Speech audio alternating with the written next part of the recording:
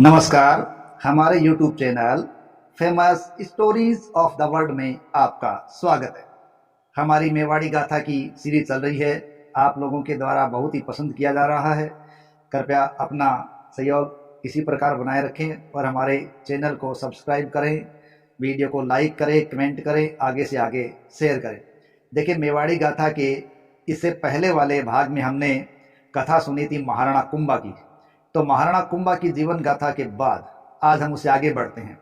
देखिए, महाराणा कुंभा को अपने जीवन काल के अंतिम दिनों में उन्माद रोग हो गया था और राज्य प्राप्ति की लालसा में उनके बड़े पुत्र उदा ने कुंभा की हत्या कर दी और हत्या करके राज्य प्राप्त कर लिया।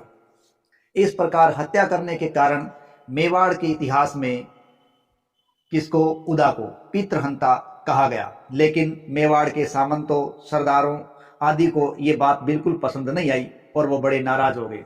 उन्होंने राइमल को ससुराल से ईडर से बुलाया और गद्दी पर बिठाने का प्रयास किया। इसमें काफी संघर्ष चला और कहते हैं ये संघर्ष लगभग 5 साल तक चला।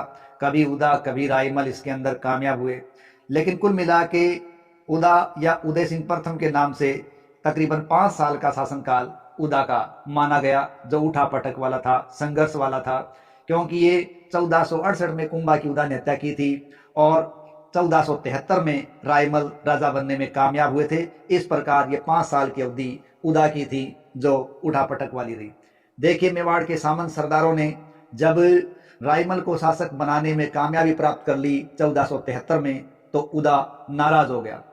अब उदा वहां से सोजत चले गए और वहां पर उन्होंने कुंवर बाघा राठौड़ की पुत्री से विवाह किया। और सोजत जब गए तो उदा के साथ उनके पुत्र सूरजमल और सहासमल भी थे। और वहां से उदा व सूरजमल, सहासमल है वो मांडू के सुल्तान गयासुद्दीन खिलजी के पास गए, क्योंकि वो इस आस में थे कि गयासुद्दीन खिलजी का साथ पाकर उसे सहायता लेकर वो मेवाड़ से बदला ले लेंगे।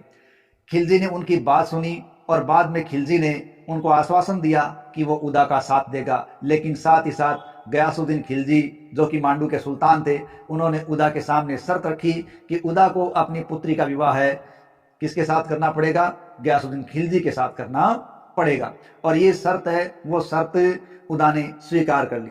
अब मांडू का साथ पाकर या गयासुद्दीन का साथ पाकर उदा है वो सोजत से आगे बढ़े। मांडू से जब सोजत की तरफ आए तो आसमानी बिजली गिर पड़ी और आसमानी बिजली गिरने से उदा की मौत हो गई। इस प्रकार उदा का इस दुनिया से पलायन हो गया। लेकिन उदा के दोनों पुत्रों ने खिलजी का साथ नहीं छोड़ा और लगातार उसके संपर्क में बने रहे और बाद में उन्होंने गयासुद्दीन खिलजी से सहायता प्राप्त करके मेवाड़ पर आक्रमण किया। लेकिन मेवाड़ पर खिलजी के द्वारा किया गया यह आक्रमण बुरी तरीके से असफल रहा और मेवाड़ी सेना है वो खिलजी को चारों खाने चित करने में कामयाब हो गई। लेकिन खिलजी को भागना पड़ा। खिलजी भाग गया, लेकिन अब खिलजी भागकर चुप नहीं बैठा, वो बदला लेना चाहता था। इसलिए उसने अपना दल बल इकट्ठा किया, अपने रिश्तेदारों को और अपने सहयोगियों को इकट्ठा किया और दोबारा वो मेवाड़ की तरफ बढ़े। और उसकी एक सेना जफर खां मलिक के नेतृत्व में आई और उसने मेवाड़ के कुछ क्षेत्रों में लूटपाट मचा दी। उस समय हाड़ा चाचक देव बेंगू के जागीरदार थे और वो राइमल के पास पहुंचे और उन्होंने जब खिलजी की सेना और जफर खां मलिक की नेतृत्वमय सेना के बारे में बताया कि वो बैंसरोड, शिवपुर, कोटा आदि पर कब्जा कर रही है, तो युद्ध के लिए अब राइमल भी तैयार हो गए और राइमल ने अपने सामंतों, सरदारों को सहयोग के लिए आमंत्रित किया। सबने उसका साथ दिया और घोड़े साथ ही साथ अपने उन्होंने सैनिक भेजे और कुछ राजा स्वयं भी आए और राइमल खुद रूपमल घोड़ा लेकर युद्ध की ओर चले।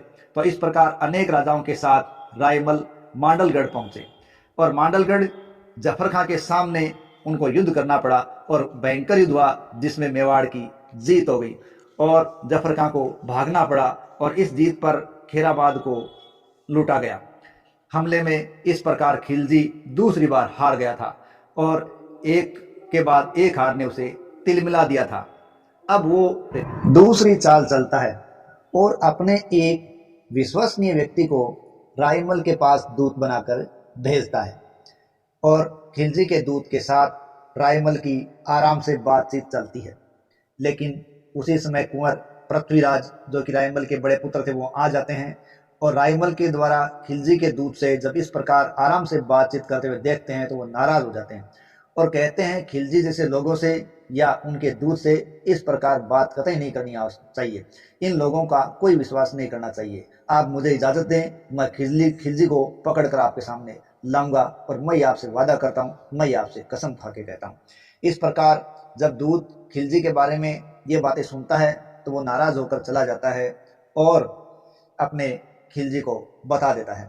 लेकिन यहाँ बार बार रायमल भी अब युद्ध नहीं करना चाहते थे, लेकिन फिर भी पृथ्वीराज अपनी बात पर अड़े रहते हैं और अपने दम पर ही वो सेना लेकर मांडू पहुंच जाते हैं।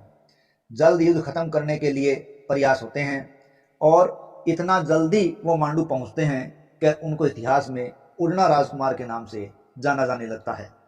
हालांकि वहाँ दोनों के बीच भीषण संघर्ष चलता है, खिलजी और कुंवर पृथ्वीराज के बीच, और दोनों के बीच ये पहले दिन का जो संघर्ष है वो अनिर्णित रहता है। लेकिन कुंवर पृथ्वीराज जिंदा पकड़ने की वादा करके आए थे कि वो खिलजी को पकड़कर जिंदा ले जाएंगे। इस प्रकार अब उनको दूसरा तरीका इख्तियार करना पड़ता है कि कैसे वो अपनी बात पर कायम रहे। तो वो 500 से अधिक अपने विश्वसनीय सरदारों को बुलाते हैं और उनको छोटे छोटे ग्रुप में बांटते हैं और छोटे छोटे समूह को बनाकर अलग अलग तरीके से भेजते हैं और गयासुद्दीन के डेरे को घेर लेते हैं और वहाँ अचानक से भीषण संघर्ष होता है और इस संघर्ष के अंदर कुंवर पृथ्वीराज खिलजी को गिरफ्तार करने में कामयाब हो जाते हैं। कुंवर पृथ्वीराज खिलजी को गिरफ्तार करके अब मेवाड़ लाते हैं।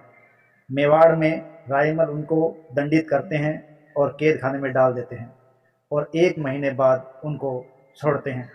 बताया जाता है कि उसके बाद खिलजी दोबारा कभी मेवाड़ की तरफ नहीं आया और वो भोग विलास में ही डूबा रहा। इस प्रकार खिलजी का इन्होंने अंत किया।